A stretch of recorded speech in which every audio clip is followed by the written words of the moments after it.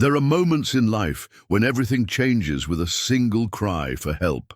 For Silas, a 63-year-old man who had been homeless for years, that moment came during the worst blizzard Montana had seen in decades. He was walking his usual path through the frozen woods when he heard it. A woman's voice cutting through the howling wind, desperate and full of pain. She was young, collapsed in the snow, her belly round with child and her labor coming fast. But this wasn't just about a baby being born in a storm.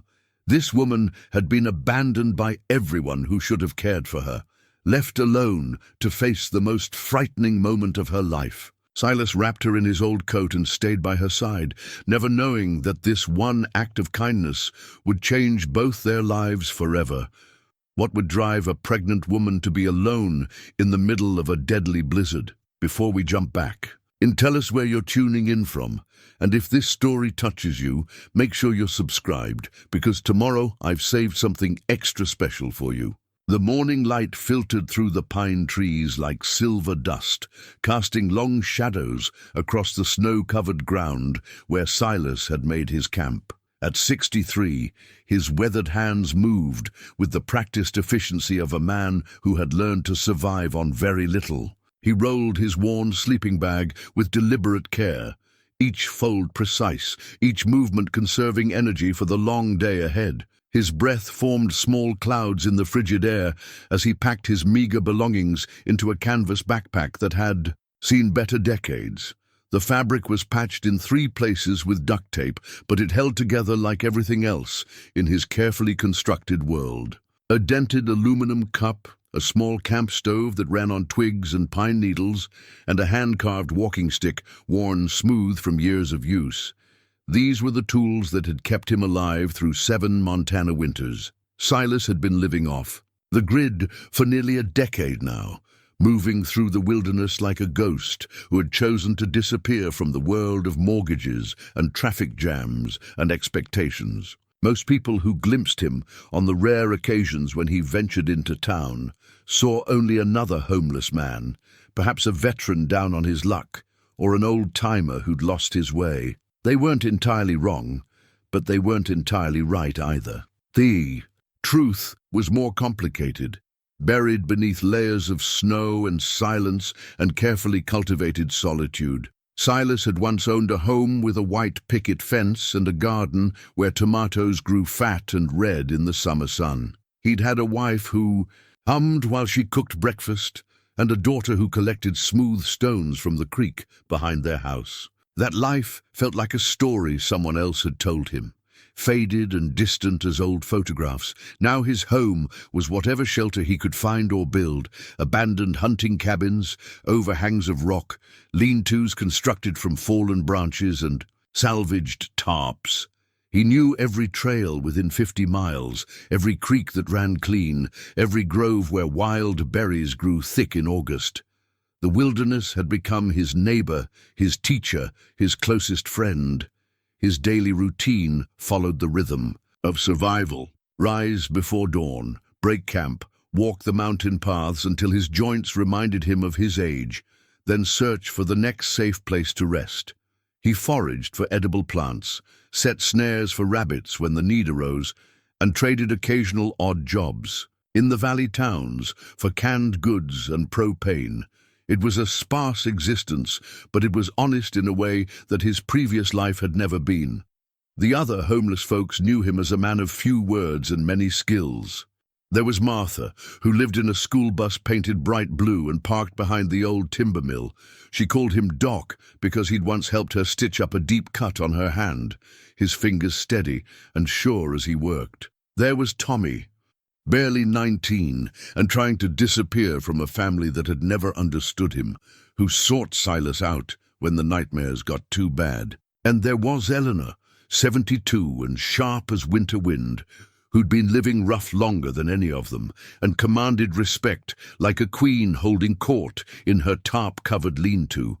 They formed an unlikely community, these forgotten people, bound together by shared understanding of what it meant to fall through society's cracks. They looked out for each other without fanfare or obligation, sharing food when someone's luck ran short, passing along information about which businesses might hire day laborers or which church served meals on Wednesdays. Silas had earned his place among them through quiet competence and unwavering reliability.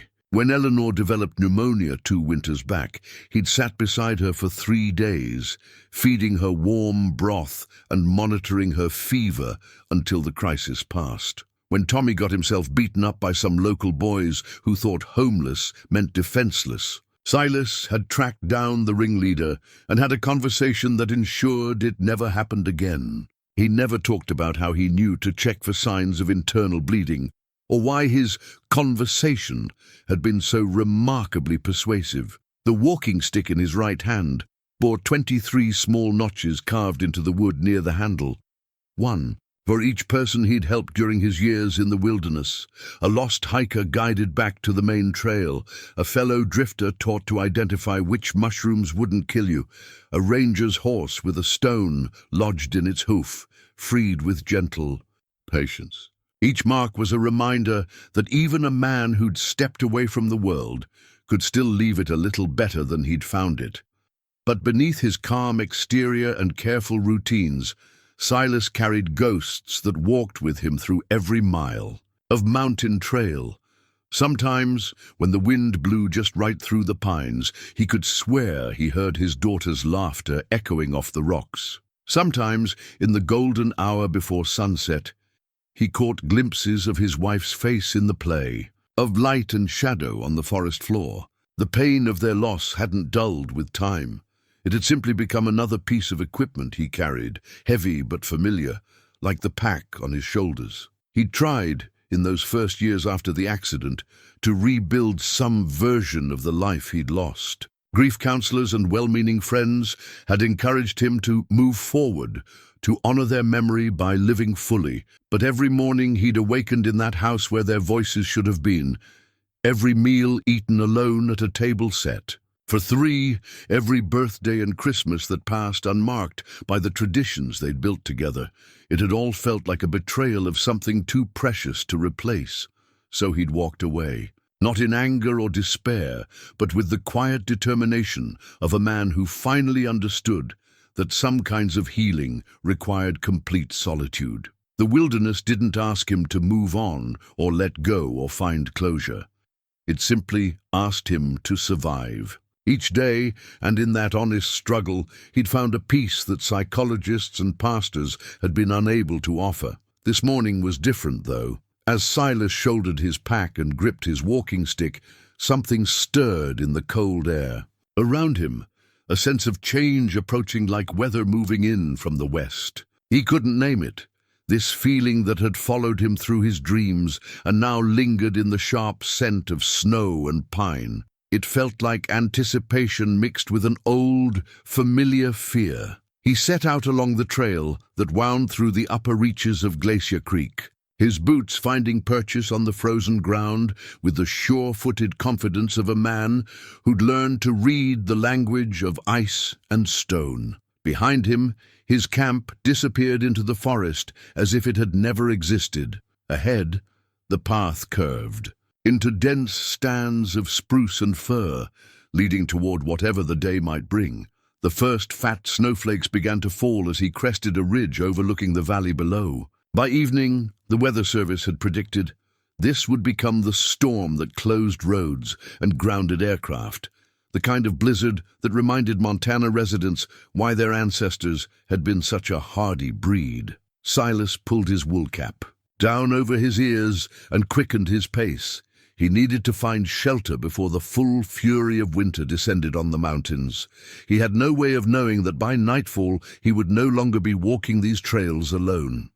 The snow was falling harder. Now, thick flakes that clung to Silas's beard and obscured the familiar landmarks he used to navigate these mountain trails. The wind had picked up too, driving the snow sideways through the trees with a howling intensity that spoke of serious weather moving in fast. He'd been walking for nearly 6 hours, pushing deeper into the wilderness to reach the abandoned ranger station where he planned to wait out the storm. That's when he heard it, a sound that stopped him cold in the middle of the trail, a woman's voice.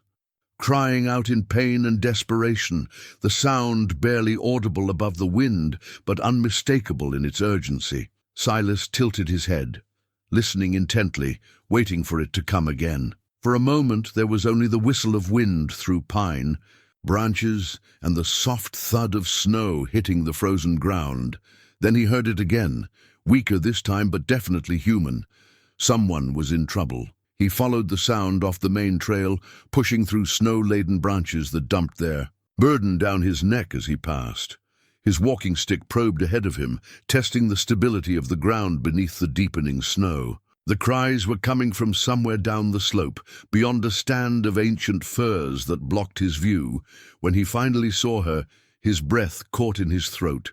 A young woman, maybe 24 or 25, was collapsed in a small clearing. About 30 yards ahead, she was lying on her side in the snow, her dark hair plastered to her head with moisture.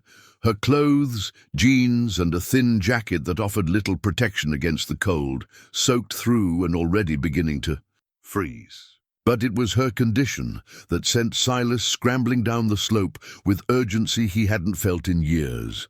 The woman was pregnant, heavily pregnant, and from the way she was curled up and crying out, she was clearly in active labor. "Hey there," he called out as he approached, keeping his voice calm and steady, despite the adrenaline coursing through his system. "I'm here to help. Can you hear me?" The woman's eyes snapped open, bright green eyes wide with fear and pain. She tried to sit up, panic evident in every line of her body. "Please," she gasped between contractions. "I can't. The baby's coming and I don't know what to do." Silas dropped his pack and knelt beside her in the snow, his mind automatically shifting into a mode he hadn't accessed in nearly a decade. His hands moved to check her pulse, rapid but strong, while his eyes assessed her condition with the practiced efficiency of someone who'd dealt with medical emergencies before. "What's your name?" he asked, pulling off his heavy wool coat and draping it over her shivering form. "Sarah," she managed, gripping his arm with surprising strength as another contraction hit her. "Sarah Mitchell. Oh God, this hurts so much. Sarah, I'm Silas. How long have you been having contractions?" "Since this morning. But they weren't this bad.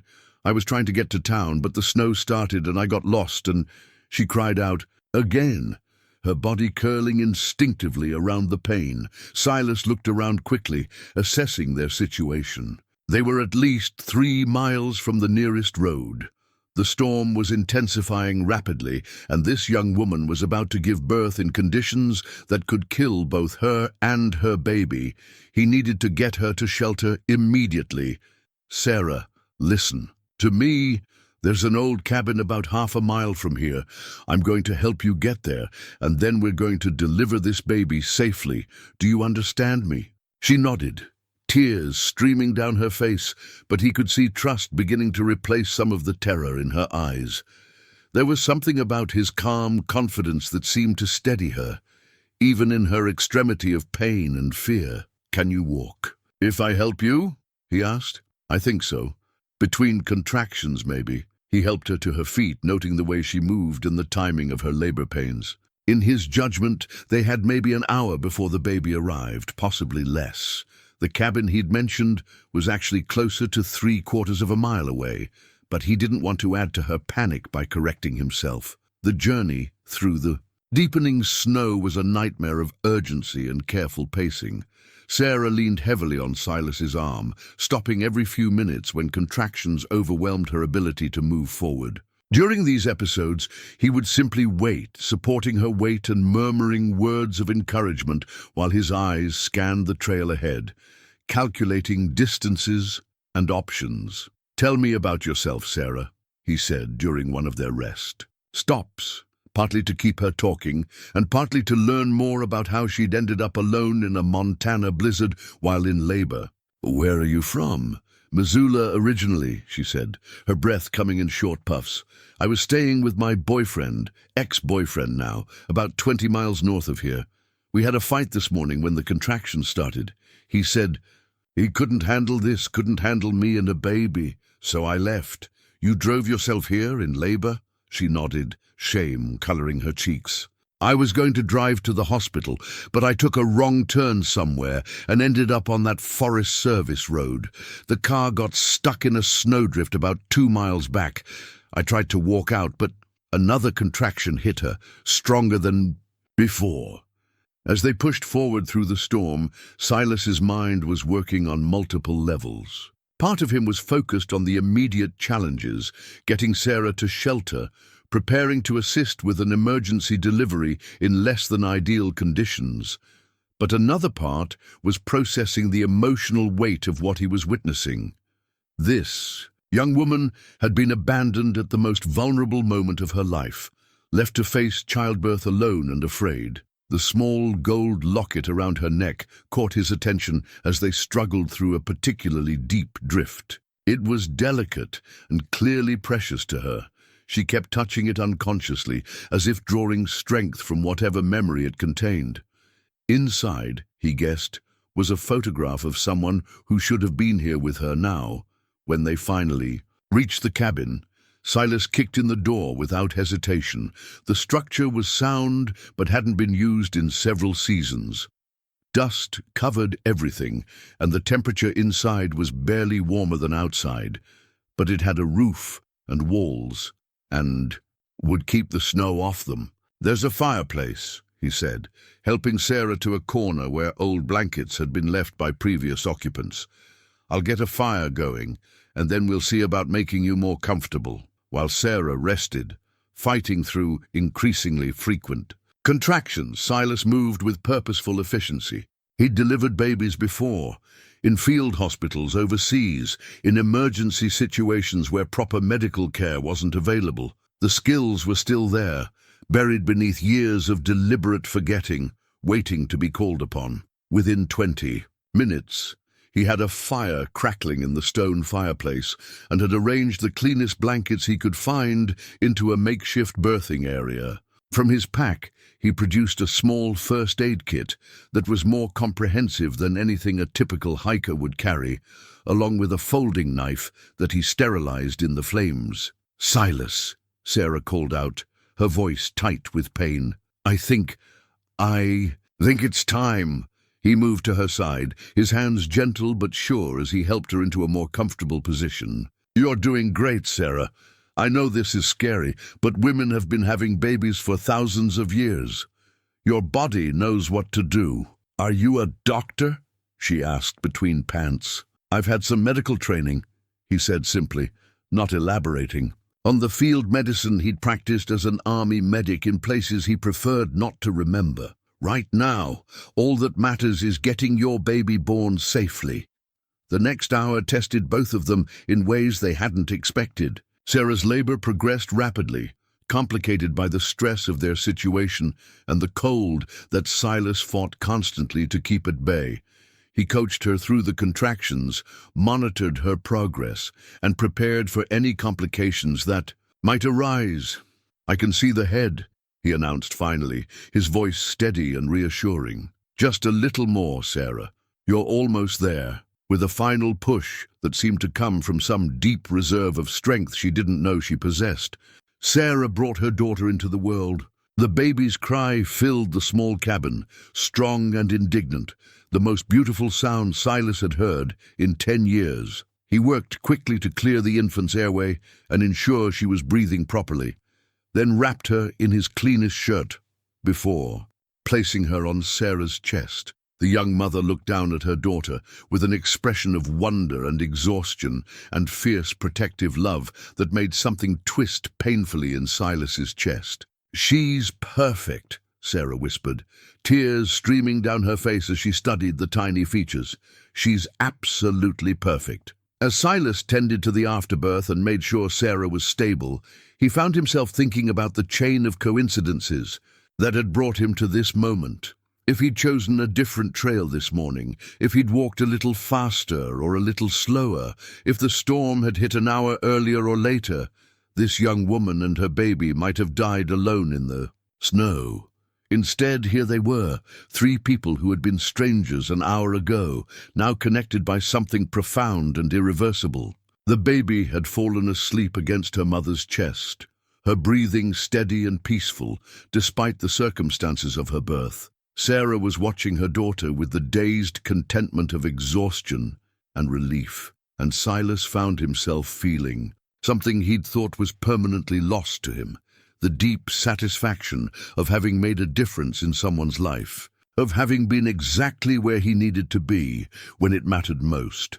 Outside, the blizzard raged with increasing fury, but inside the small cabin, warmed by fire and filled with the soft sounds of new life, something like hope was beginning to bloom. 3 days had passed since the baby's dramatic arrival, and the small cabin had transformed from an emergency shelter into something approaching a home. The blizzard had finally blown itself out, leaving behind a world wrapped in pristine, white silence, but the snow was still too deep for travel with a newborn. Silas had settled into the role of caregiver with a competence that surprised even him. He'd fashioned a proper crib from an old wooden crate he'd found in the cabin's storage area, lining it with the softest materials he could improvise. His knife work was precise and careful as he carved smooth edges and sanded away any rough spots that might harm delicate skin. The baby, whom Sarah had named Emma after her grandmother, slept peacefully in this handmade cradle, wrapped in layers of clean cloth that Silas had somehow produced from his seemingly bottomless pack.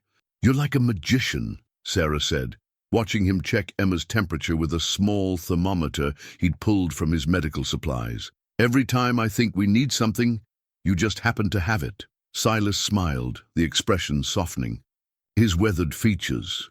"You learn to be prepared when you live like I do. Medical supplies are especially important when you're days away from the nearest hospital." But Sarah was beginning to suspect there was more to his preparedness than simple wilderness survival. The way he handled Emma showed training that went far beyond basic first aid. His hands moved with the confidence of someone who'd cared for vulnerable patients before, and his improvised medical assessments were thorough and professional. "Where did you learn to deliver babies?" she asked as he gently examined the healing of her C-section scar.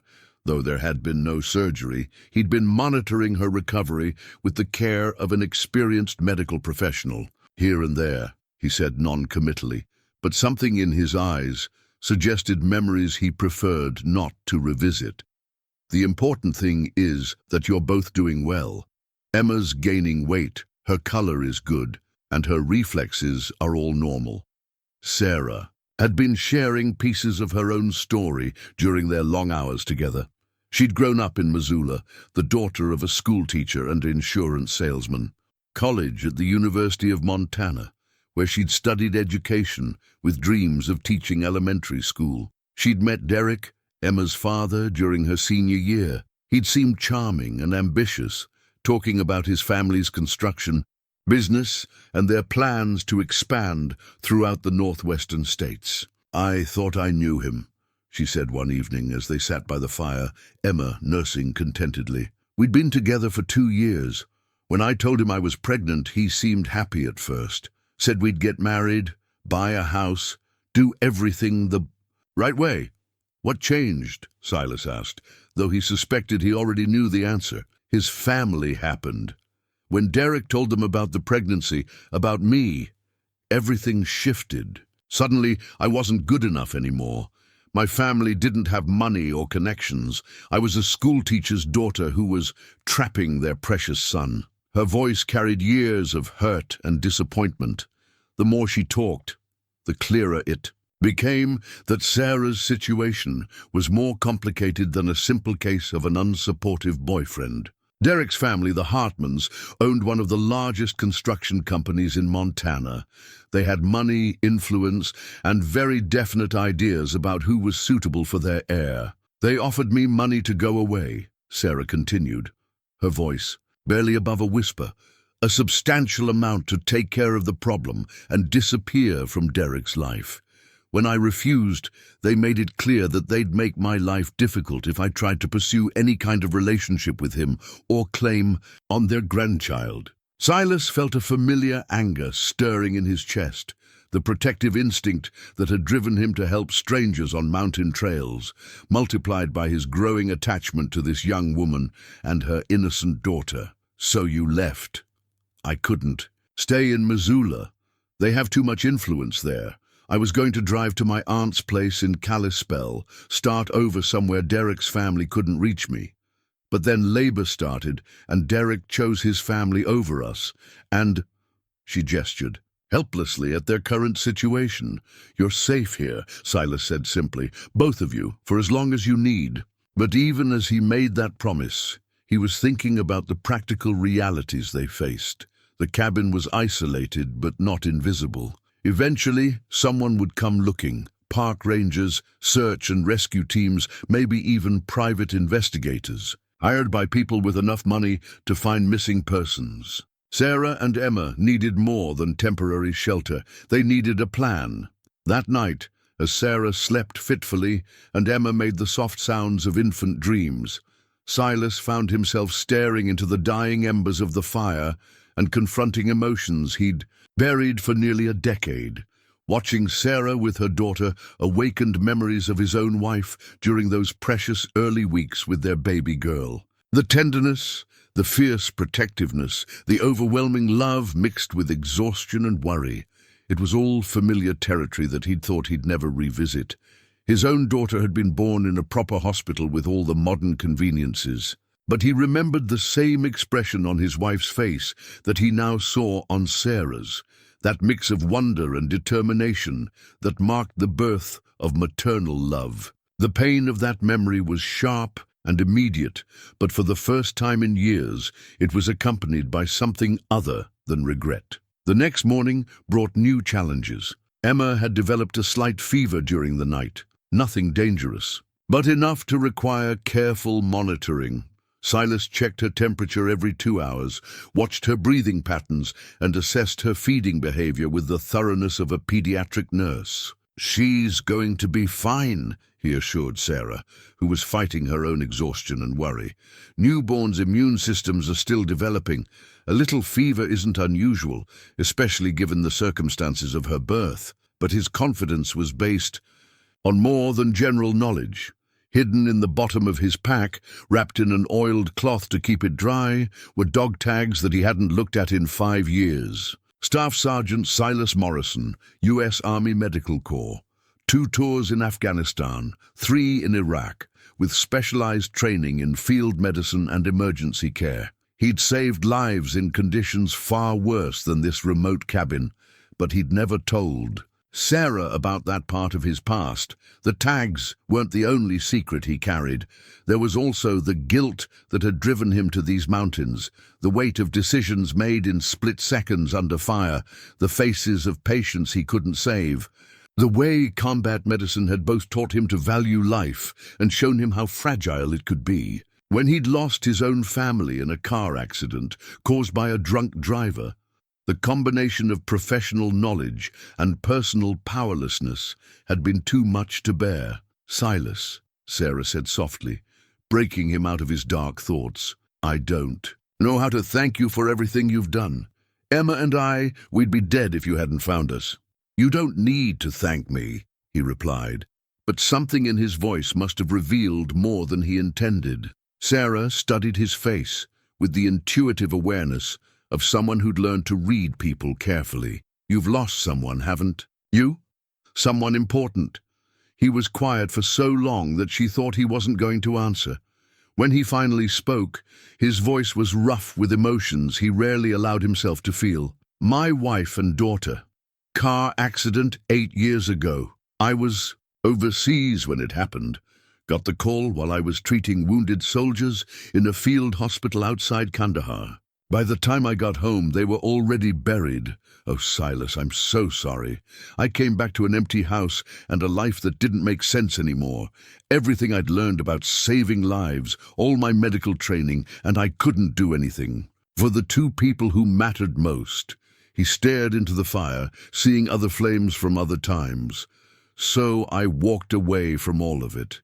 Figured if I couldn't save my own family, I had no business pretending I could help anyone else." Sarah reached out and took his hand, her fingers warm and steady. But you did help us. You saved Emma's life and mine. That has to count for something." Looking down at the sleeping baby in her improvised crib, at Sarah's earnest face illuminated by firelight, Silas felt something shift inside him. Maybe Sarah was right.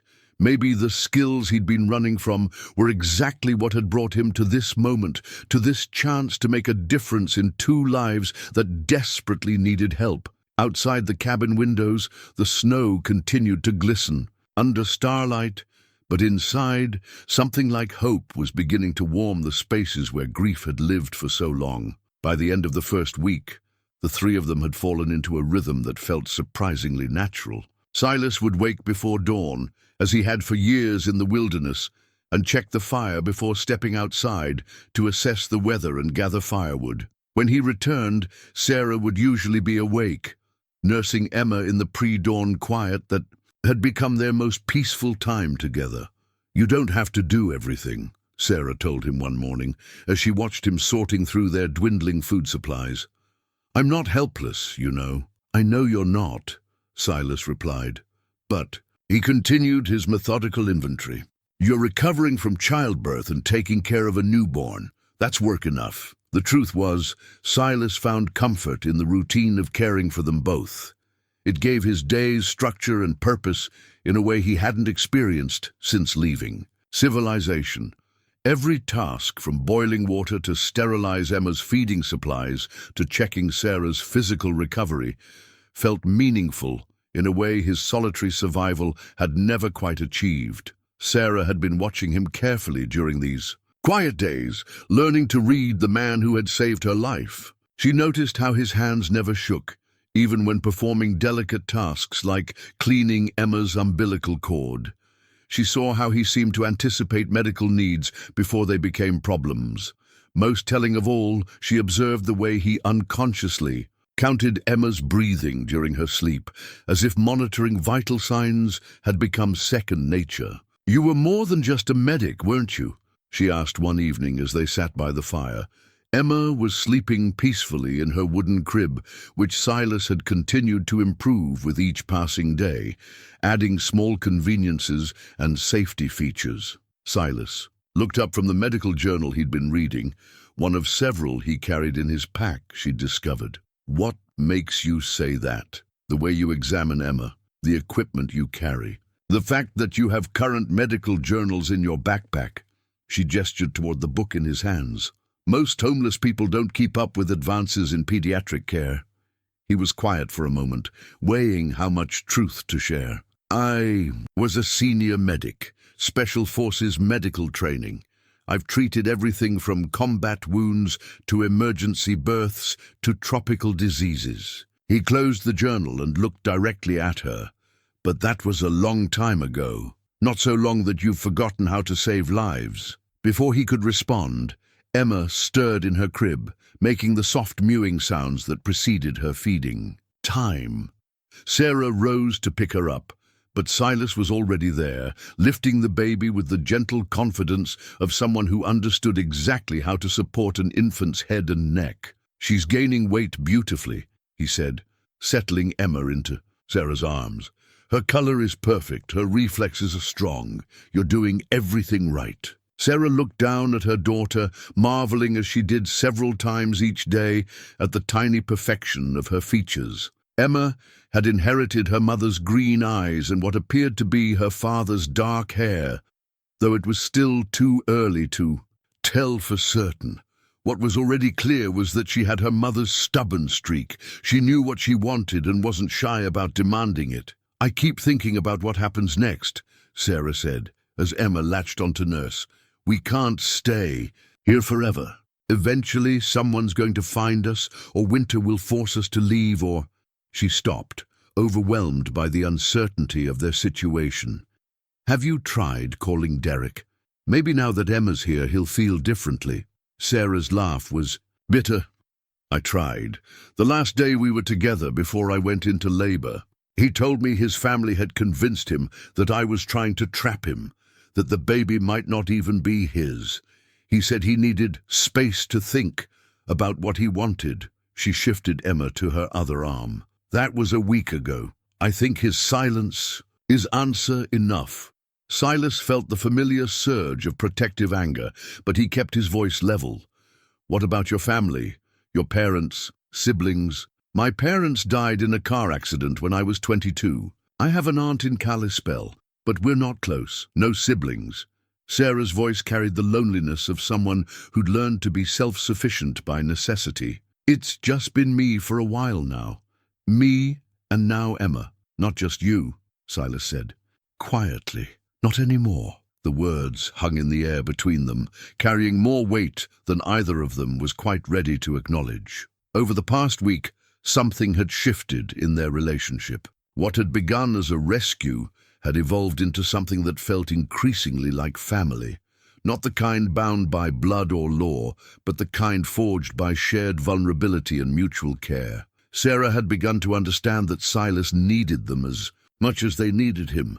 She saw it in the way he watched Emma sleep, as if afraid she might disappear if he looked away. She heard it in his voice when he talked about practical plans for their future, always phrasing things as we and us rather than you. Most clearly, she recognized it in the way he'd begun to smile again.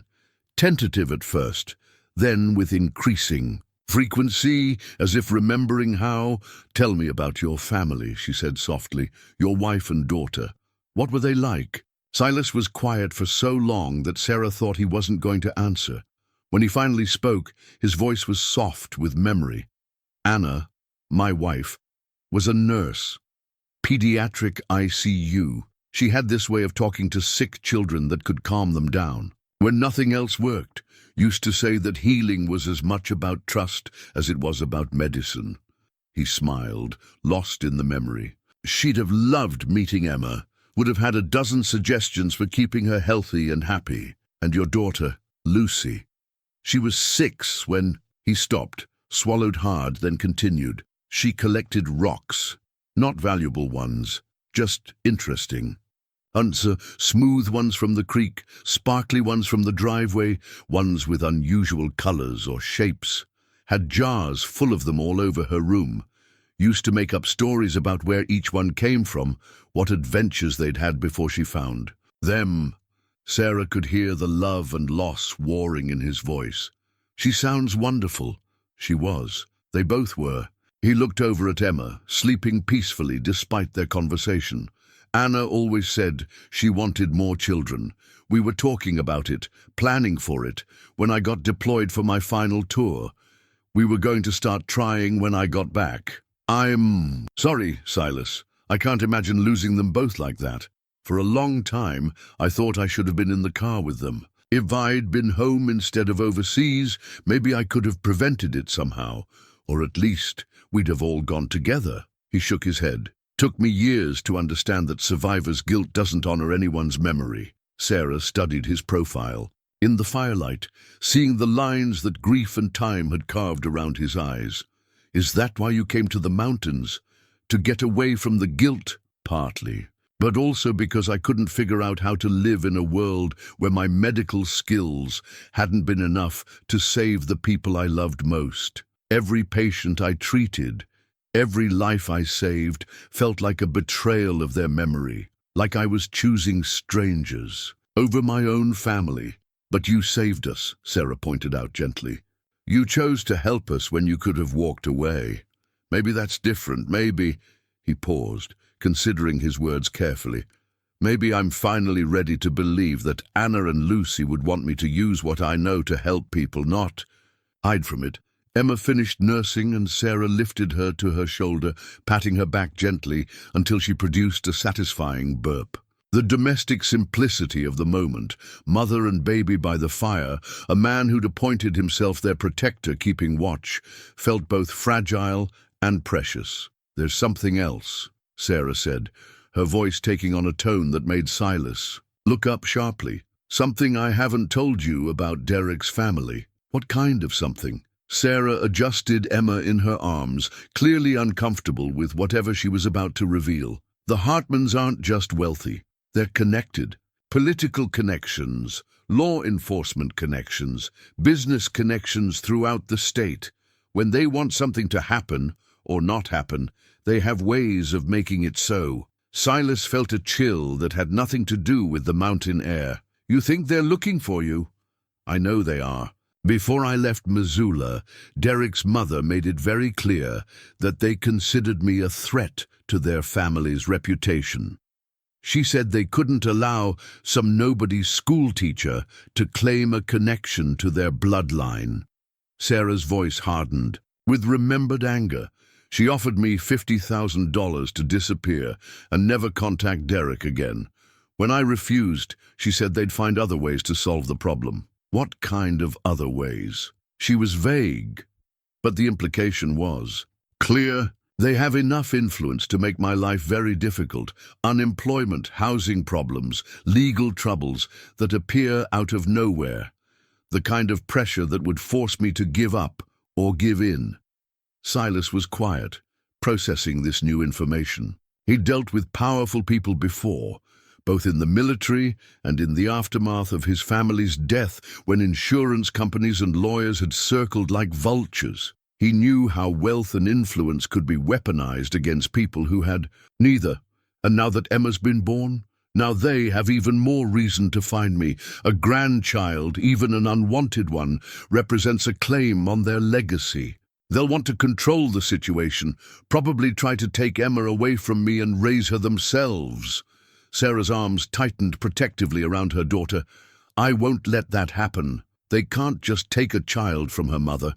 There are laws that apply to ordinary people," Sarah interrupted. "The Hartmans aren't ordinary people. They have lawyers who specialize in making problems disappear, judges who owe them favors, social workers who can be influenced to write reports that favor their position." As if summoned by their conversation about threats, Emma began to fuss, picking up on her mother's tension. Sarah rocked her gently, humming a soft lullaby that gradually calmed both mother and child. "So what's your plan?" Silas asked. "You can't run forever, especially with a newborn." "I don't know," Sarah admitted. "I was hoping to reach my aunt in Kalispell, but now I'm not sure that's far enough. The Hartmans have resources that reach across state lines." Silas stood and moved to the window, looking out at the snow-covered landscape that had become their temporary sanctuary. In the distance, he could see the glow of lights from the valley below. Civilization, with all its complexities and dangers. "There might be another way," he said slowly, "but it would mean trusting me with more than just medical care." "What do you mean?"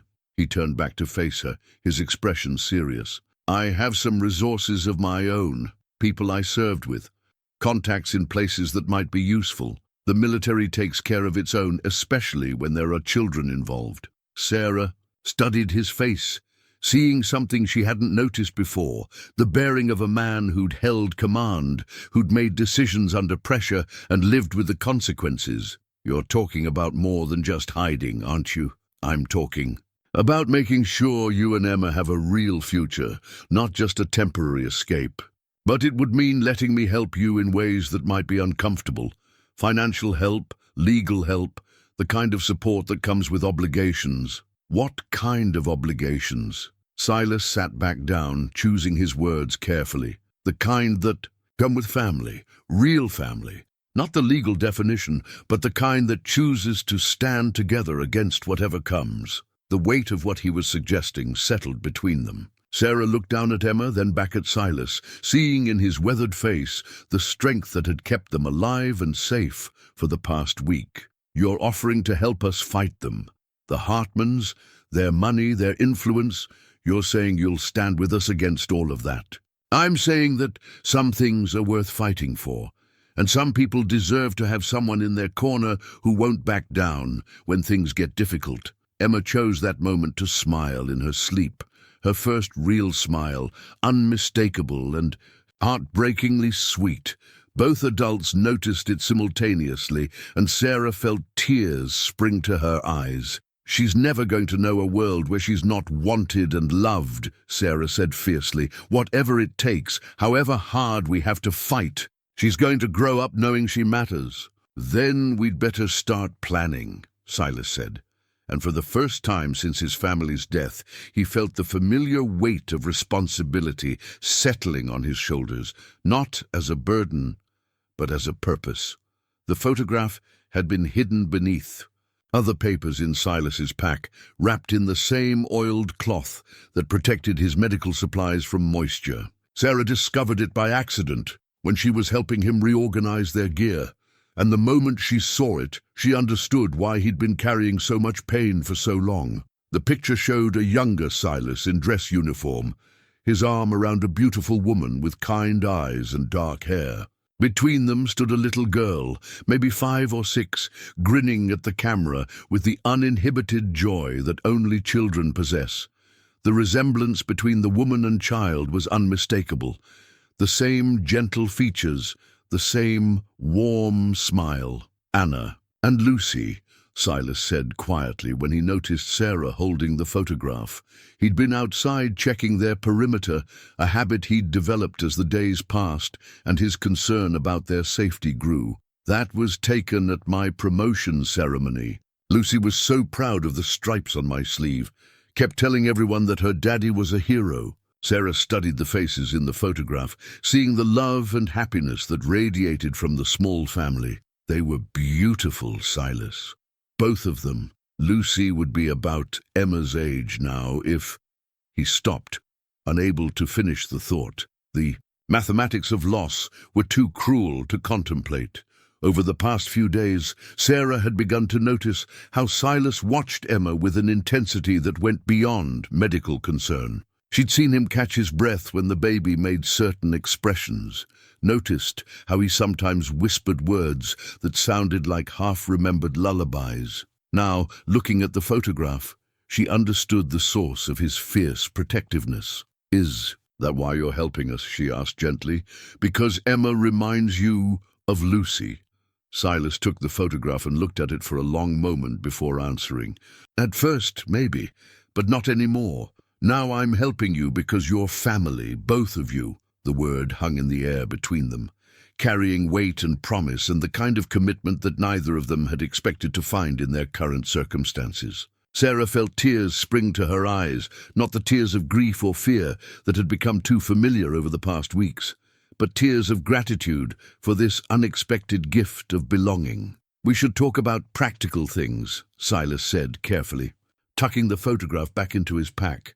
"The weather's been clear for 2 days. Soon we'll need to make some decisions about what happens next."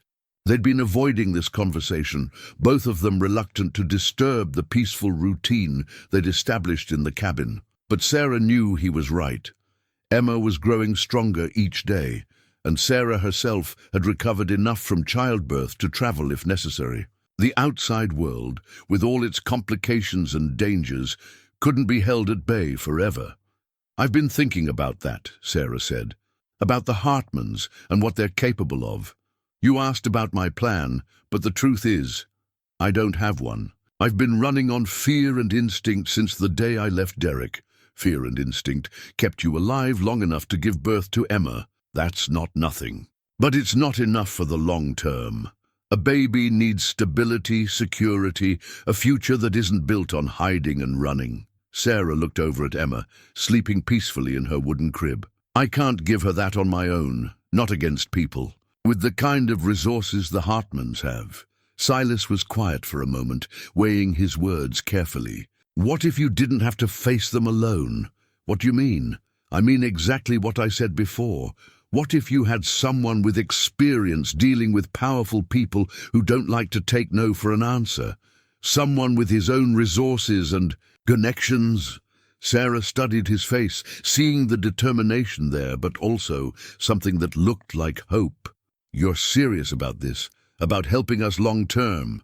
"Dead serious, but I need you to understand what that would mean. The Hartmans won't hesitate to use my background against us if they think it'll give them an advantage. Homeless veteran, history of isolation, no visible means of support. They'll paint me as unstable, dangerous, unfit to be around a child." "Are you? Unstable, I mean." The question was direct and honest, and Silas appreciated her courage in asking it. "I've been running from my demons for 8 years, living alone, avoiding attachments, convinced that I was broken beyond repair. But these past 2 weeks with you and Emma, I feel more like myself than I have since Anna and Lucy died. That's not an answer to my question. The answer is no. I'm not unstable. I'm grieving, which isn't the same thing. I'm cautious about trusting people, which experience has taught me is smart. And I'm protective of the people I care about, which in this case means you and Emma. Sarah nodded, satisfied with his honesty. So what are you proposing, specifically? First, we need to establish your legal rights as Emma's mother. That means getting her birth registered, getting you both proper identification, making sure there's an official record that you're her sole guardian. The Hartmans could challenge that. They have lawyers. So do I. Or rather, so do people I know. There are legal aid organizations that specialize in helping veterans and their families. There are also private attorneys who owe favors to people I served with. Sarah felt a flutter of hope, quickly followed by practical concern. Legal help costs money. Money I don't have. Money you don't have yet, Silas corrected. But there are resources available for women in your situation. Government programs, private charities, veterans organizations that extend help to extended family members. Is that what we'd be? Extended family? The question carried layers of meaning that neither of them was quite ready to fully explore. They'd been dancing around the nature of their relationship for days, part rescue and protector, part found family, part something undefined that felt too fragile to name. We'd be whatever you're comfortable with, Silas said carefully. But from a legal standpoint, having an established family relationship gives us more options. Adoption, guardianship, even marriage, if it came to that. Sarah's eyes widened. Marriage? From a purely practical standpoint, Silas said quickly, his face flushing. Two-parent households have legal advantages, shared custody, joint decision-making authority, financial benefits. It would make it much harder for the Hartmans to argue that Emma would be better off with them. You'd be willing to do that? Marry someone you barely know for the sake of legal protection? Silas looked at her steadily. Sarah, you're not someone I barely know. You're the woman who trusted me to deliver her baby in a snowstorm. You're Emma's mother, which makes you one of the most important people in my world. If marrying you would help protect both of you from people who want to tear your family apart, then yes, I'd be willing to do that. The sincerity in his voice made Sarah's breath catch. This man who'd saved her life, who'd cared for her and her daughter with gentle competence, who'd shared his deepest grief and offered his protection without reservation, he was proposing to bind himself to them legally, to stand as a barrier between them and the forces that would destroy their fragile happiness. That's an enormous sacrifice to make for people you met 2 weeks ago. Is it? Or is it the first decision I've made in 8 years that actually feels right? Before Sarah could respond, Emma woke up and began to cry.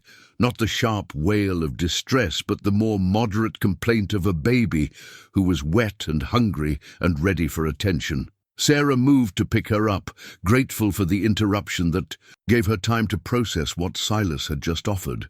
As she changed Emma's diaper, using supplies that Silas had somehow procured, along with everything else they'd needed, she found herself thinking about the photograph of his lost family. He'd loved them completely, built his life around them, lost himself when they died. Now he was offering to rebuild that kind of commitment with her and Emma, to risk that devastating loss again for the sake of protecting them. Silas, she said, as she settled Emma at her breast to nurse. If we did this, if we made it legal, made ourselves a family on paper, what would you want in return? A chance to matter again. A reason to use the skills I've been hiding from. The privilege of watching Emma grow up and helping you build the life you want for both of you. That's all. That's everything, he said simply, and Sarah realized he was right. The torn birth certificate was hidden in the inner pocket of Sarah's jacket, creased and water-stained from her desperate flight through the snow, but still legible. When she Finally showed it to Silas 3 days later. He understood immediately why the Hartman family was so determined to find her. Sarah Elizabeth Mitchell Hartman, he read aloud, studying the official document. This says you were married to Derek. Sarah's face flushed with embarrassment and old anger. We eloped. It was Derek's idea, said he wanted to make things official before the baby came, prove to his family that he was serious about us. We drove to Las Vegas 2 months ago and had a quick ceremony. But you said he abandoned you. He did. The marriage. License might be legal, but the marriage was over the moment he chose his family's money over his wife and child. She gestured at the certificate with bitter frustration. The problem is, being legally married gives him parental rights. And more importantly, it gives his family legal standing to claim custody of Emma. Silas studied the document more carefully, noting details that painted an even more complicated picture. Sarah, this birth certificate, it lists Derek as Emma's father and you as her mother, but it also shows your legal name as a Hartman family member. Do you understand what that means? That I'm stuck with them forever? No, it means Emma is legally a Hartman heir. Even if Derek renounces his parental rights, his family can claim she's entitled to inherit from the family trust. They can argue that she needs to be raised within the family to understand her legacy, her responsibilities. Sarah felt the walls closing in around her. Every choice she'd made, trying to protect her daughter, seemed to have played directly into the Hartman family's hands. So what you're saying is that by marrying Derek, I gave them exactly what they needed to take Emma away from me. I'm saying the situation is complicated but not hopeless. Family law is more nuanced than just looking at who has the most money. Silas set the certificate aside and fixed her with a steady gaze. Tell me exactly what happened when you left. Every detail you can remember. Sarah took a deep breath and began to recount the events of that last terrible day. Derek's family had arrived at their apartment unannounced. His parents, his older brother Marcus, and a woman Derek introduced as their family attorney. They'd come, they said, to discuss the situation and find an amicable solution. Mrs. Hartman, Derek's mother, did most of the talking. She was very polite, very controlled, but the message was clear. They considered me unsuitable to raise. A Hartman child. My background, my education, my family's lack of social standing, all of it made me unfit in their eyes. What did Derek say during this conversation? Nothing. He just sat there while his mother outlined their position. They were willing to provide financial support for the baby's upbringing, but only if I agreed to let them have primary custody. I would be allowed supervised visits, of course, but the child would live with them, be educated by them, raised according to their standards. Silas felt his jaw clench with anger, but he kept his voice level. And when you refused? That's when the attorney spoke up. She explained very calmly that they had resources to make life difficult for me if I chose to be unreasonable. Problems with employment, housing, credit, legal issues that could arise if I tried to interfere with their family's interests. Threats, carefully worded threats, yes. But Derek's mother made it clear that they preferred cooperation to conflict. She offered me a substantial settlement, enough money to start over somewhere far away, in exchange for agreeing to a custody arrangement that would give them control over Emma's upbringing. Silas was quiet for a moment, thinking through the legal and practical implications. What happened next? I told them I needed time to think about it. Derek walked me to another room and Sarah's voice broke slightly. He told me I should take the deal. Said his family would never accept me, that fighting them would only hurt everyone, especially the baby. He said he loved me, but couldn't choose between me and his family's legacy. So you left. I packed a bag while they were still talking in the living room, took my birth certificate, some clothes, what little money I had saved. I was going to drive to Kalispell, stay with my aunt until I could figure out a better plan. But then labor started, and I got lost in the storm, and you ended up here. Silas reached over and took her hand. Sarah, what they did. Threatening. You trying to coerce you into giving up your child. That's not legal negotiation. It's extortion. But they have lawyers. They have money and influence, and they have resources, yes. But they've also made mistakes. Big ones. Silas's voice carried the quiet confidence of someone who'd dealt with bullies before. First, they threatened you directly in front of witnesses. That gives us leverage. Second, they're assuming you don't have any resources of your own, which is no longer true. Sarah looked at him questioningly. What do you mean? I mean you're not facing this alone anymore, and I have some resources of my own that might surprise them. He stood and moved to his pack, retrieving a satellite phone that Sarah hadn't known he possessed. I need to make some calls. There are people who owe me favors, people who know how to deal with wealthy families who think money makes them untouchable. Silas, I can't ask you to. You're not asking, I'm offering. He powered up the phone and checked the signal strength. There's a veterans legal aid organization in Denver. The lead attorney there is a woman named Colonel Maria Santos, retired JAG officer who specializes in family law cases involving military personnel. She helped me navigate the legal issues after Anna and Lucy died. You think she'd help us? I think she'd be very interested in a case involving intimidation of a military family member by wealthy civilians who think they can buy their way around the law. His smile was grim and determined.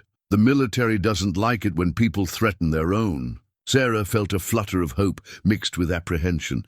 But I'm not military family, not officially. You are if we make you officially family.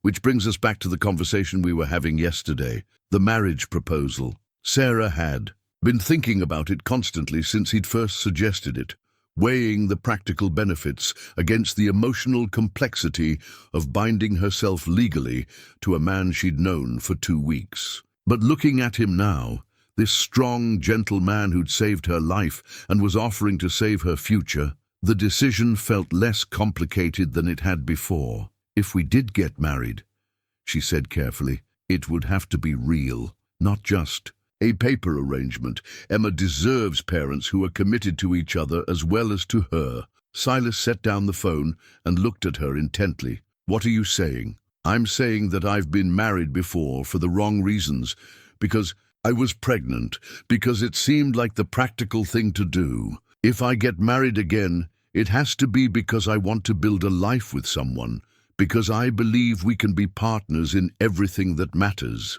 And do you believe that about us? Sarah looked around the small cabin where they'd created something, like a home together, where Silas had delivered her daughter and cared for them both with unwavering dedication. She thought about the way he watched Emma sleep, the gentle competence with which he'd handled every crisis, the quiet strength that had made her feel safe for the first time in months. Yes, she said simply, I do. The smile that spread across Silas's weathered face was like sunrise after a long night. Then let me make those calls. Let's show the Hartman family what happens when they threaten the wrong people.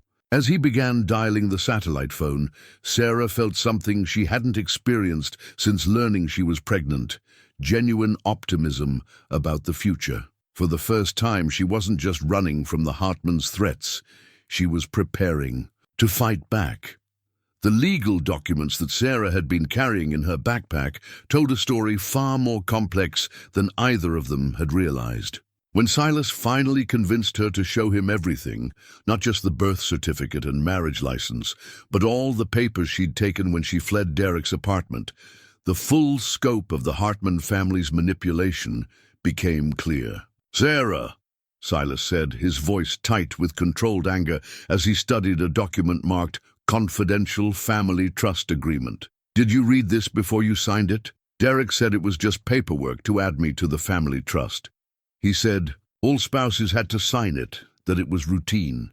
Sarah's face paled as she watched Silas's expression grow darker. What does it actually say? It says that any children born to Hartman family members become beneficiaries of the family trust, but only if they're raised according to specific guidelines outlined in the trust documents. It also says that if a Hartman spouse is deemed unfit by the family trustees, custody of any children can be transferred to other family members in the best interests of the trust and its beneficiaries. Sarah felt the blood drain from her face. It means they've been planning this from the beginning. The marriage, the pregnancy, even Derek's abandonment of you. It was all orchestrated to give them legal control over Emma. Silas set the document aside and reached for another one. Look at this. It's a psychological evaluation request dated 2 weeks before Emma was born. They were already building a case to have you declared an unfit mother. But I've never even met with a psychologist. How can they have an evaluation? They can't, but they can request one as part of a custody proceeding, and they can hire experts who will interpret your behavior in whatever way serves their purposes. Silas's voice carried the bitter knowledge of someone who'd seen how money could corrupt even supposedly objective processes. Sarah sank into a chair, overwhelmed by the realization of how thoroughly she'd been manipulated. So Derek never loved me. The whole relationship was just a way to get me pregnant so his family could control the child. I don't know about Derek's feelings, but his family clearly saw you as a means to an end from the very beginning. Silas gathered the documents together, his movements careful and controlled. The question now is what we do with this information. What can we do? They have lawyers, money, a paper trail that makes it look like I'm an unstable woman who ran away with their grandchild. Actually, they've given us something very valuable, evidence of premeditation. These documents show that they planned to separate you from Emma before she was even born. That's conspiracy, fraud, possibly even kidnapping, depending on how we present it. Silas moved to his satellite phone and began dialing a number from memory. Maria, it's Silas Morrison. I need your help with something, and it's urgent. Sarah listened as he outlined their situation to the attorney in Denver, his voice calm and professional as he detailed the Hartman family's scheme. When he finished, he listened intently to whatever Colonel Santos was telling him, his expression growing increasingly grim. Understood. How long do we have? He checked his watch. All right, we'll be ready. When he hung up, Sarah could see from his face that the news wasn't good. What did she say? The Hartmans have filed a missing persons report. They're claiming that you suffered a psychological breakdown after giving birth and fled with the baby, putting both of you in danger. They've convinced the authorities that this is a welfare check situation. When search and rescue teams will be in this area within the next 12 hours. They're not just looking for you, they're looking for a mentally unstable woman who may have harmed her infant. Sarah felt panic rising in her throat. But that's not true.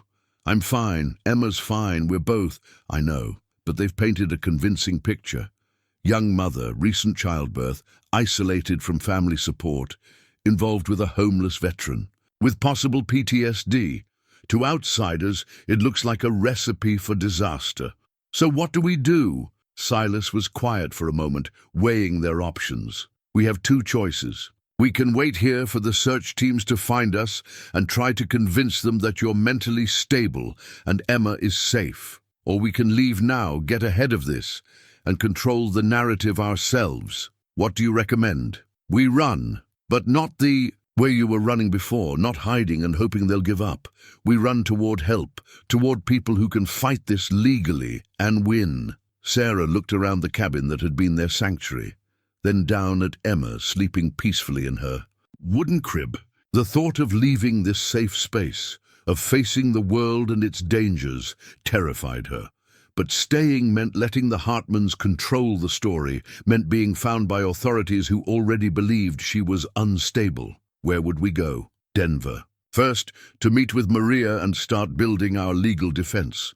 Then we'll see what other resources we can mobilize. Silas began gathering their supplies with military efficiency. But Sarah, once we leave here, there's no going back. We'll be committing to a fight against people with serious resources and influence. And if we lose, If we lose, they take Emma, and you'll probably face criminal charges for kidnapping and child endangerment." His voice was brutally honest. "But if we don't fight, they win by default." Sarah stood and moved to Emma's crib, looking down at her. Sleeping daughter. In the firelight, the baby's face was peaceful and perfect, unmarked by the struggles that surrounded her birth and threatened her future. Everything Sarah had done since learning she was pregnant had been to protect this child, to give her a chance at a life filled with love and security. "Help me pack," she said quietly. "We're not letting them win." As they worked together to gather their belongings, Sarah felt a strange sense of relief. For weeks, she'd been running from the Hartmans' power, trying to escape their reach. Now, finally, she was ready to turn and face them. She wasn't facing them alone. She had Silas, with his military training and connections and unshakable determination, to protect their newfound family. "There's one more thing," Silas said as he checked his equipment one final time. "The satellite. A phone has GPS tracking. If the Hartmans have the right connections, they might be able to use it to locate us. So we can't use it? We can use it, but we have to assume that every call gives them information about where we are and where we're going." He looked at her seriously. "Are you ready for them to know we're not hiding anymore, that we're actively fighting back?" Sarah thought about Derek's mother and her cold threats, about the way the entire family had dismissed her as insignificant. They'd counted on her being too frightened and overwhelmed to resist their plans. "Let them know," she said firmly. "Let them know we're coming." As they prepared to leave the cabin, Emma woke and began to fuss. Sarah picked her up and held her close, breathing in the sweet scent of her daughter's hair. In a few hours, they would be back in the world of lawyers and courtrooms and powerful people who thought money could buy anything. But they would also be fighting for something those people had never understood, the fierce love of a parent who would do anything to protect her child, and the unexpected strength that came from family bonds forged in crisis and tempered by absolute commitment to each other. "Ready?" Silas asked, shouldering his pack and picking up the wooden crib he'd built for Emma. "Ready," Sarah replied. And for the first time since this whole nightmare began, she actually meant it. The cash was buried beneath a seemingly random pile of rocks 3 miles from the cabin, in a location that Silas had scouted and prepared during his first year in the Montana wilderness. Sarah watched in amazement as he used his knife to pry up stones that revealed a waterproof container filled with equipment that looked far too sophisticated for a homeless veteran. Military-grade radio equipment, encrypted satellite communication, devices, cash, identification documents, Silas explained as he methodically checked each item. "When you've lived through enough situations where help wasn't coming, you learn to prepare for the worst." Sarah held Emma close, the baby's carrier strapped securely to her chest, as she watched Silas transform from the gentle caregiver she'd known into someone who moved with the precision and confidence of a soldier preparing for battle. The change was both reassuring and slightly unsettling. It reminded her how little she really knew about the man who'd become her protector and partner. "How long have you been planning for something like this?" she asked. "Not this specifically. But I've always known that someday I might need to disappear quickly or help someone else do the same." He pulled out a thick envelope of cash and handed her several $100s. "Emergency funds. Keep this with you at all times." The radio crackled to life as Silas adjusted the frequency, and suddenly they were connected to a network of voices. Other veterans, Sarah realized, scattered across multiple states, but linked by shared experiences and unshakable loyalty to each other. "Angel Base, this is Phantom. I need a package delivered to Denver, Priority Alpha." "Phantom, good to hear your voice, brother. Package details? 2 passengers, 1 infant. Destination Maria Santos Legal Office. Timeline critical, hostile forces. Closing on current position." Sarah listened in fascination as Silas coordinated what was clearly a well-rehearsed support network. Within minutes, he'd arranged transportation, safe houses along their route, and backup plans for 3 different scenarios. These weren't official military operations. They were veterans taking care of their own, using skills learned in war zones to help each other navigate the battles of civilian life. Vehicle intercept in 90 minutes, grid coordinates follow, came the response. Tommy and Eleanor are en route to provide cover for your extraction. Sarah's eyes widened. Tommy and Eleanor? From the homeless community? Turns out homeless people make excellent reconnaissance assets, Silas said with a slight smile. They're invisible to most people. They know how to observe without being noticed, and they understand the value of loyalty. As they waited for their ride, Silas used the encrypted communication equipment to contact Colonel Santos in Denver. The conversation was technical and rapid, full of legal terminology that Sarah didn't fully understand, but that seemed to be building towards something significant. Maria's pulled in some favors, Silas explained when he finished the call. She's got a federal judge who's very interested in the Hartman family's business practices and a team of attorneys who specialize in cases involving intimidation of military families. But I'm not military family yet. We're not married. We will be by tomorrow afternoon. Maria's arranged for an emergency marriage license and a ceremony that will make everything legal before the Hartmans can file any custody motions. Sarah felt her breath catch. That fast?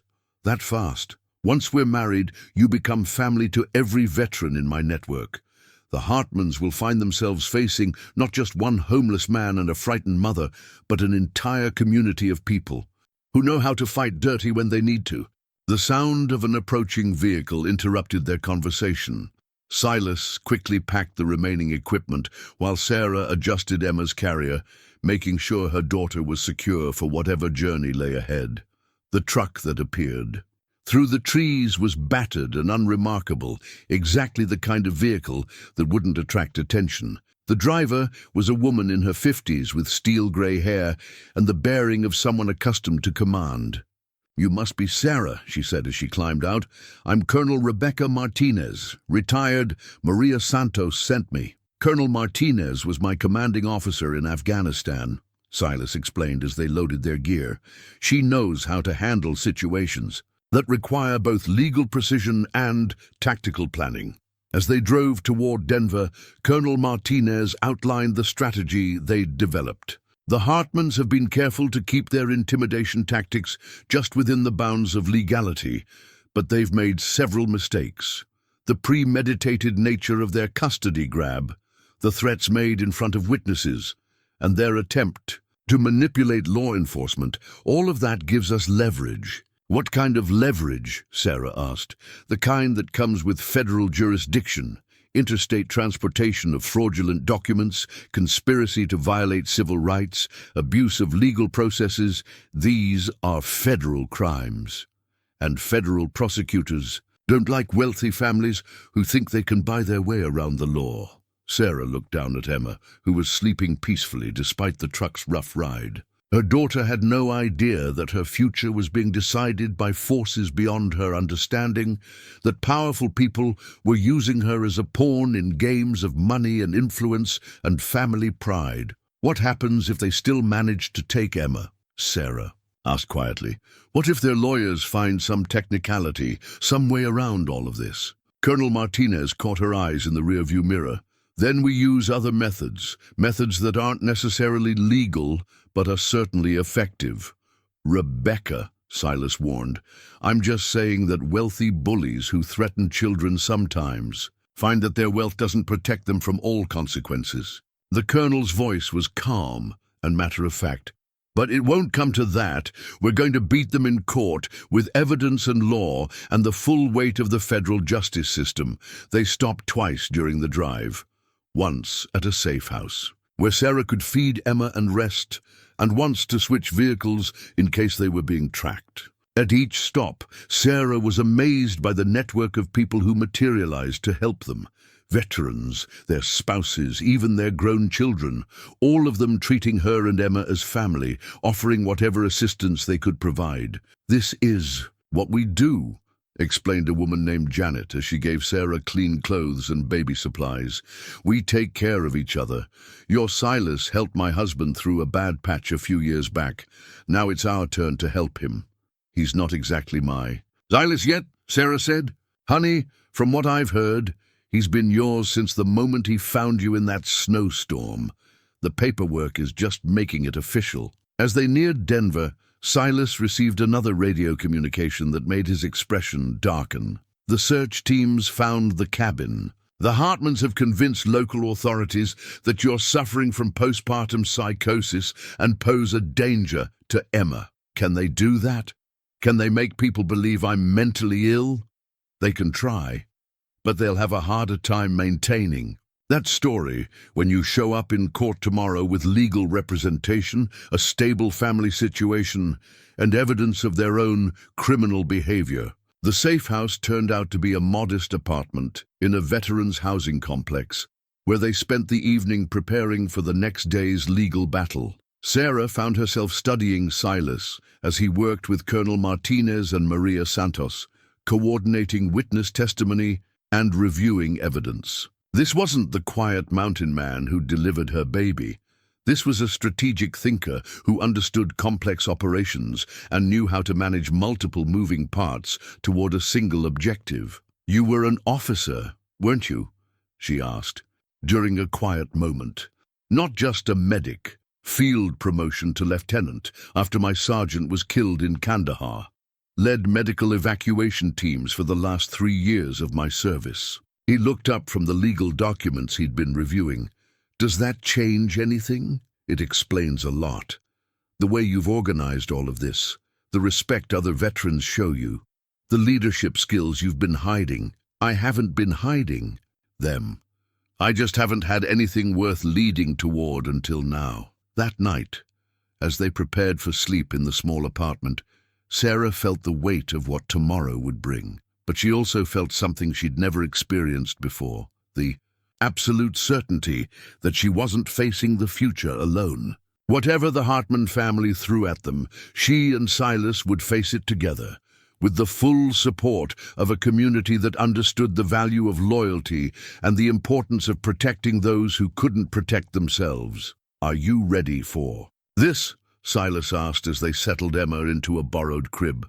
"I'm ready," Sarah replied, and for the first time since this whole ordeal began, she truly was. Ready to fight for her daughter, ready to build a life with the man who'd saved them both, ready to become part of something larger than herself, a family forged not by blood or law but by choice and commitment and the kind of love that could withstand any storm.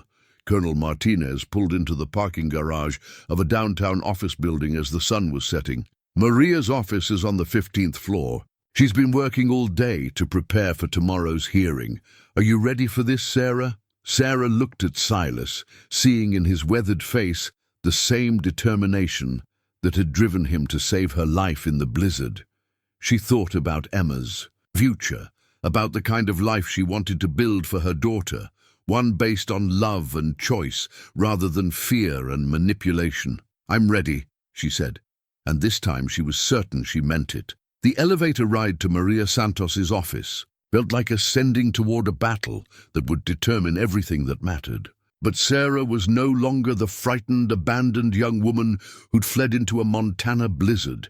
She was a mother with allies, a veteran's future wife with access to resources she'd never imagined, and a woman who'd finally found the courage to fight for what was hers.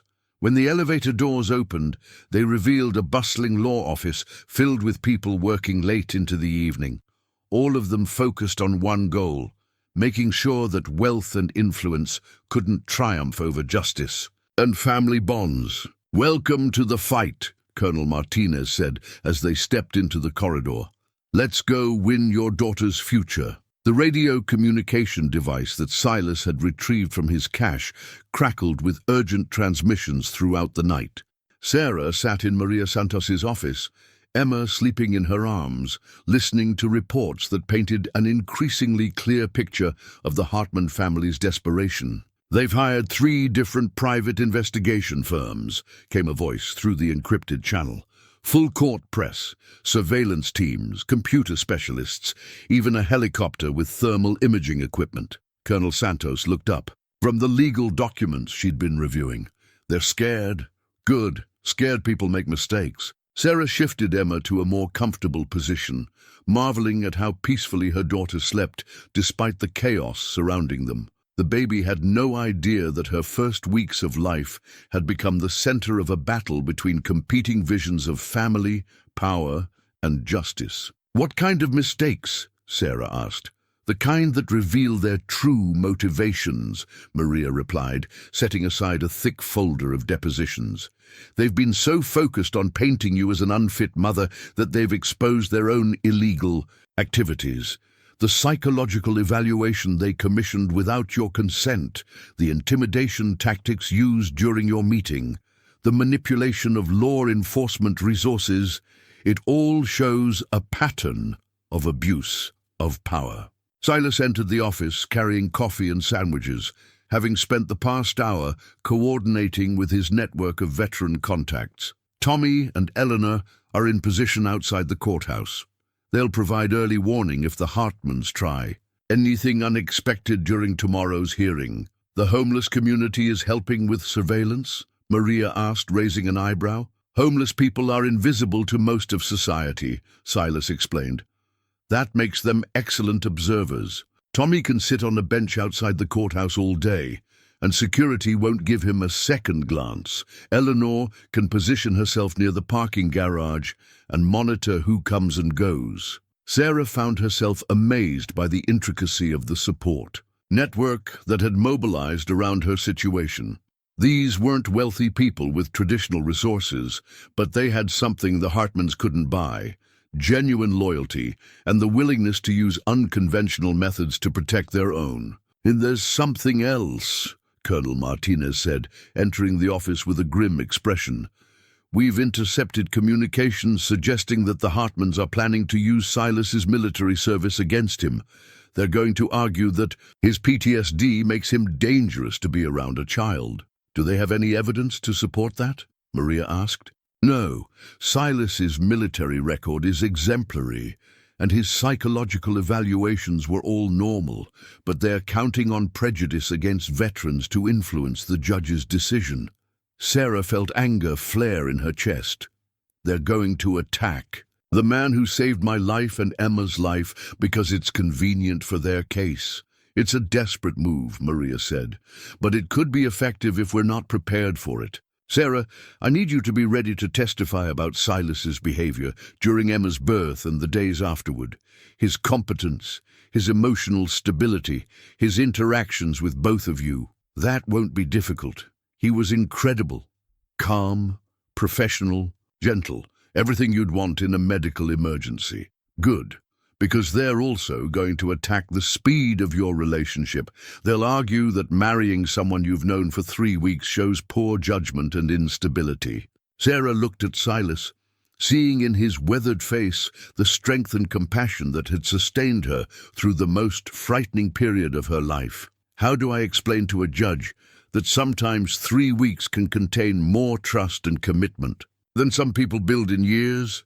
"You tell the truth," Silas said simply. "You tell them about the circumstances that brought us together, the way we've supported each other, the family we've built for Emma. You let them see what we see when we look at each other." The radio crackled again, interrupting their conversation. "Phoenix base to Phantom. Hartman security team is moving toward Federal Courthouse. 3 vehicles, professional surveillance equipment. Looks like they're setting up for tomorrow. Copy that, Phoenix base. Maintain observation, but keep distance." Maria gathered her papers and stood. "All right, everyone. It's late, and tomorrow is going to be a long day. Sarah, you'll be staying in the safe house tonight. Silas, you'll be with her. I want both of you rested and ready." As they prepared to leave the office, Sarah felt the weight of what lay ahead. Tomorrow, in a federal courtroom, her future as Emma's mother would be decided by strangers who would hear competing stories about her fitness, her judgment, her worthiness to raise her own child. "Are you nervous?" Silas asked as they rode the elevator down to the parking garage. "Terrified," Sarah admitted. Not just about losing Emma, but about the things they might say about us, about our relationship, about your service record. I hate that they can use your heroism against you. Let them try. I've faced worse things than wealthy bullies and their lawyers. His voice carried the quiet confidence of someone who'd survived actual combat. Besides, we have something they don't. Understand? What's that? We're fighting for love, not money. We're fighting to protect a child, not to control her. That gives us a kind of power they can't buy or manipulate. The safe house was a modest apartment in a veterans' housing complex, anonymous and secure. As Sarah fed Emma one last time before bed, she found herself thinking about the journey that had brought them to this moment. 3 weeks ago, she'd been a frightened pregnant woman, fleeing into a snowstorm. Now she was part of a family, unconventional and newly formed, but bound together by the strongest ties she'd ever known. "Whatever happens tomorrow," she said to Silas as they prepared for sleep, "I want you to know that these past weeks have been the best of my life. Not because of the circumstances, but because of you. Because of the man you are and the way you've loved both of us. Whatever happens tomorrow," Silas replied, "we face it together, all three of us." Outside their window, the city lights of Denver glittered like stars, and somewhere in those lights, the Hartman family was preparing their own strategy for the battle ahead. But inside the small apartment, Sarah felt something she hadn't experienced in months, the absolute certainty that she was exactly where she belonged, with exactly the people she was meant to love. The baby's first blanket lay across Sarah's lap as they sat in the federal courthouse waiting room, its soft yarn a stark contrast to the harsh fluorescent lighting and institutional furniture. Sarah had knitted it during the long hours in the cabin, her fingers working the simple stitches, while Silas kept watch and Emma slept. Now it served as both comfort object and symbol, proof of the love and care that had flourished in their unlikely family. "The Hartmans have arrived," Colonel Martinez reported, returning from a reconnaissance mission through the courthouse corridors. "Full legal team, plus what looks like a public relations specialist. They're treating this like a media event." Maria Santos looked up from her final preparation notes. "Good. Let them bring attention to this case.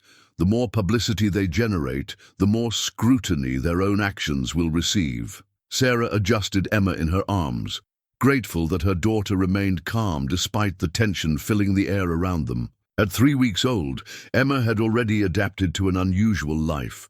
Born in a blizzard, raised in a cabin, now present at a federal hearing that would determine her future. Through it all, she'd shown the same serene confidence that seemed to characterize everything about her. "Sarah," Silas said quietly, "are you ready for this?" She looked around the waiting room at the people who'd gathered to support them. Maria and her legal team, Colonel Martinez, even Tommy and Eleanor from the homeless community, dressed in their best clothes and prepared to testify about Silas's character. It was an unlikely group of allies, but their presence filled her with strength. "I'm ready," she said, and this time she felt the truth of those words in her bones. The courtroom was smaller than Sarah had expected, but the weight of what would be decided there made it feel immense. Judge Patricia Hawkins, a woman in her 60s with silver hair and penetrating eyes, took her seat with the bearing of someone who'd presided over countless family disputes and understood their human cost. "This is an emergency hearing regarding the custody of Emma Mitchell Hartman," Judge Hawkins began.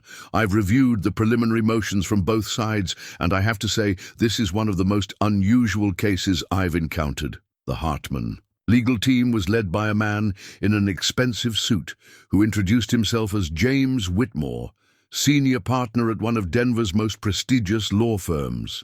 He painted a picture of Sarah as an unstable young woman who'd suffered a psychological breakdown and fled with her newborn into dangerous wilderness conditions. "Your Honor, my clients are concerned solely with the welfare of their granddaughter. Mrs. Mitchell Hartman has demonstrated a pattern of poor judgment, culminating in her decision to give birth in an abandoned cabin with only a homeless veteran as assistance. This child deserves the stability and resources that the Hartman family can provide. When it was Maria's turn to present their case, she stood with the quiet authority of someone who'd spent decades fighting for justice. Your Honor, this case isn't about poverty versus wealth or conventional versus unconventional families. It's about a young mother's right to protect her child from a family that has systematically attempted to intimidate, manipulate, and control her. She presented the evidence methodically, the trust documents that revealed premeditation, recordings of the threatening conversation at Derek's apartment, witness statements about the Hartmans' abuse of legal processes. With each piece of evidence, the true nature of the family's actions became clearer. The Hartman family didn't want to help raise this child, Your Honor. They wanted to own her, and when the mother refused to surrender custody voluntarily, they used their wealth and influence to try to force the issue. When Sarah was called to testify, she felt the weight of dozens of eyes upon her, the judge, the lawyers, the Hartman family members sitting in the gallery. But she also felt Silas's steady presence and the warm weight of Emma in her arms, and those feelings gave her strength. "Tell me about the birth," Judge Hawkins said gently. "What happened that night in the wilderness?" Sarah took a deep breath and began to recount the events of Emma's birth. She described the terror of labor in a blizzard, the competent care that Silas had provided, the way he'd risked his own safety to ensure both she and Emma survived. As she spoke, she could see the judge's expression soften, understanding beginning to replace skepticism. "And your decision to marry Mr. Morrison, some might say that's very sudden for people who've known each other such a short time." "Your Honor, 3 weeks ago I thought I knew what love and commitment meant. I'd been with Derek for 2 years, planned a future with him, believed he would stand by me when things got difficult. But when I needed him most, he chose his family's money over his own wife and child." Sarah looked directly at the judge, her voice growing stronger. "Silas Morrison found me dying in a snowstorm and saved my life. He delivered my baby with his own hands, cared for us both when we had nothing, and offered to fight the most powerful family in Montana to protect our future. If that's not love and commitment, then I don't know what is." When Silas took the stand, James Whitmore immediately launched into an attack on his military service, suggesting that combat experience made him unsuitable to be around children. But Maria had prepared for this approach. "Mr. Morrison, please tell the court about your medical training and experience." "I served as a combat medic for 12 years, Your Honor. Advanced trauma care, emergency medicine, pediatric care in field conditions. I've delivered babies before, treated wounded children, provided medical care in situations far more challenging than a cabin in Montana." "And your psychological evaluations during and after your service?" "All normal, Your Honor. I've never been diagnosed with PTSD or any other psychological condition that would impair my judgment or make me dangerous to others." The testimony continued for hours, with witnesses speaking to Silas's character, Sarah's witness as a mother, and the Hartman family's pattern of manipulation and intimidation. Eleanor, despite her nervousness about appearing in federal court, provided powerful testimony about Silas's years of helping other homeless individuals. "He's the kind of man who stops what he's doing to help strangers," she said simply. "Been doing it for years. If you're in trouble and Silas Morrison finds you, you're going to be all right." As the hearing drew to a close, Judge Hawkins announced that she would recess to consider her decision.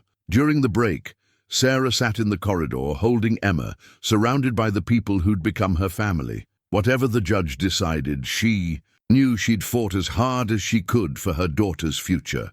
"No matter what happens," Silas said quietly, "we don't give up. If she rules against us, we appeal. We keep fighting until Emma is safe." Sarah nodded, looking down at her daughter's peaceful face. Emma had slept through most of the hearing, occasionally stirring but never crying, as if she understood that important things were being decided on her behalf. When they returned to the courtroom, Judge Hawkins looked directly at Sarah before announcing her decision.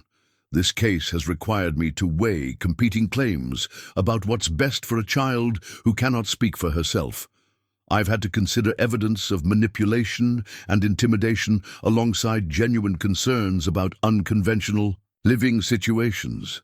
Sarah held her breath, feeling the weight of Emma in her arms and the warmth of Silas's hand in hers. However, the evidence is clear that Mrs. Mitchell Hartman is a fit mother who has acted in her child's best interests under extraordinarily difficult circumstances. The court finds no basis for removing Emma from her mother's custody. Relief flooded through Sarah so powerfully that she almost collapsed.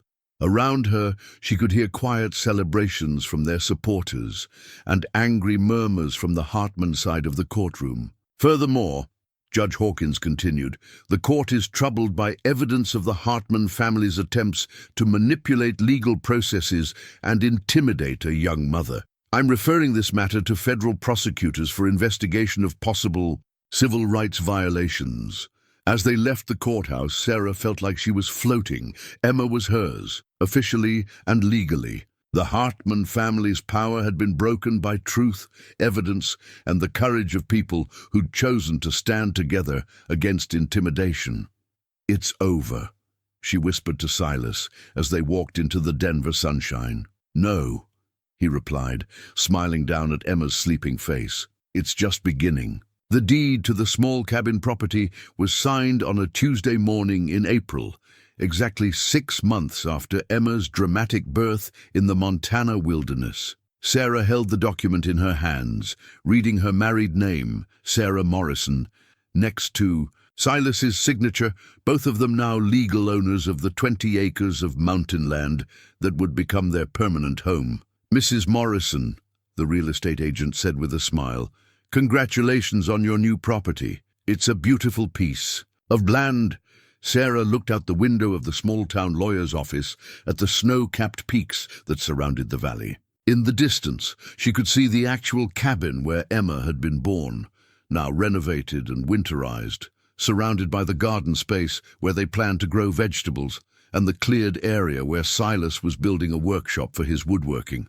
Our projects, Emma gurgled happily from her carrier, now 6 months old and showing signs of her parents' combined strength and determination. She had her mother's green eyes and her father's, for Silas had officially adopted her as part of their marriage, steady temperament. The baby who'd entered the world during a blizzard had grown into a child who seemed equally comfortable in the wilderness and in town, adapting to whatever environment her unusual family required.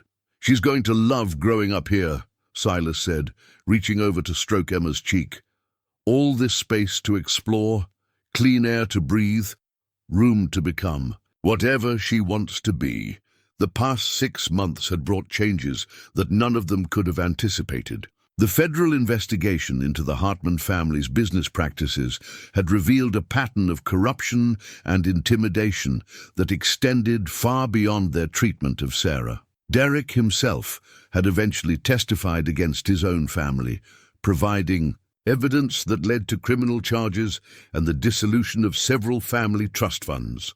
I keep thinking about that night in the cabin, Sarah said as they drove home through the mountain roads that had become familiar territory. How scared I was. How certain I was that Emma and I were going to die alone in the storm. You weren't. Alone? Silas replied, navigating a curve that offered a spectacular view of the valley below. Maybe it took me a while to find you, but you were never really alone. Their home now was the renovated cabin where Emma had been born, expanded with modern conveniences but retaining the rustic character that made it feel like a sanctuary. Silas had used his veteran's benefits to purchase the land, while Sarah had enrolled in online education courses to complete her teaching degree. She planned to teach at the small school in the valley below, bringing her skills to the children of ranchers and small business owners who called this remote area home. The homeless community that had helped them during their legal battles had also found new stability. Martha had moved her painted bus to a corner of their property, serving as a combination grandmother figure to Emma and advisor to other women in crisis. Tommy was working with a veterans counseling program that Silas had helped establish, using his own experiences to help other young people find their way back from the edge. "I got a letter from Maria Santos yesterday," Sarah said as they pulled into their driveway. "The Hartman civil case is finally settled. The family has agreed to pay damages to 12 different families they intimidated over the years. And Derek? He's starting over. New name, new city, completely cut off from his family's money. I almost feel sorry for him. He's having to learn who he is when he can't buy his way out of problems." Silas carried Emma into the house while Sarah gathered the mail and groceries they'd picked up in town. The domestic routine of their life still amazed her sometimes. The way they'd gone from strangers to family, from crisis to stability, from running to building something permanent together. The workshop that Silas was constructing behind the main cabin was taking shape nicely. He'd started a small business making custom furniture using the woodworking skills he'd developed during his years in the wilderness. His pieces were becoming popular with wealthy clients in Denver and Billings, who wanted handcrafted furniture made by authentic Montana craftsmen. "Look what came in today's mail," Sarah said, holding up an official-looking envelope. Emma's social security card with her new name, Emma Morrison, officially and completely. They'd chosen to give Emma Sarah's maiden name as a middle name, Emma Mitchell Morrison, preserving her connection to the family that had loved and accepted her while establishing her place in the family that had chosen her. It was a name that told a story of courage, rescue, and the kind of love that transformed everyone it touched. As evening settled over the mountains, they sat on their front porch watching the sun set behind the peaks where their story had begun. Emma was crawling now, investigating the wooden planks of the porch, with the fearless curiosity that seemed to characterize everything about her. "Do you ever wonder what would have happened if you'd taken a different trail that day?" Sarah asked, watching Emma discover a fascinating beetle near the porch railing. "No," Silas said simply. "I was exactly where I needed to be, when I needed to be there. Some things are meant to happen." Sarah thought about the chain of events that had brought them together, her flight from Derek's threats, the early onset of labor, the blizzard that had hidden her from searchers but led her to Silas. Each element that had seemed like disaster at the time had actually been part of a larger pattern, bringing them toward the family they were meant to become. "I love you," she said suddenly, the words carrying all the weight of gratitude and commitment and simple happiness that filled her heart. "I love you too. Both of you. More than I ever thought I'd be able to love anyone again." As stars began to appear in the darkening sky, they carried Emma inside to her crib, the same wooden crib that Silas had carved during those first days in the emergency shelter, now refinished and expanded, but still serving as a symbol of the care and protection that had surrounded her from her first breath. The house was warm and secure, filled with the sounds of a family settling in for the night.